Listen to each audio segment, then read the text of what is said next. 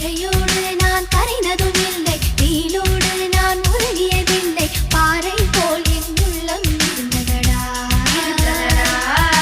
மலை நாட்டு கரும் பாறை மீது தலை காட்டும் சிறு பூவை போல்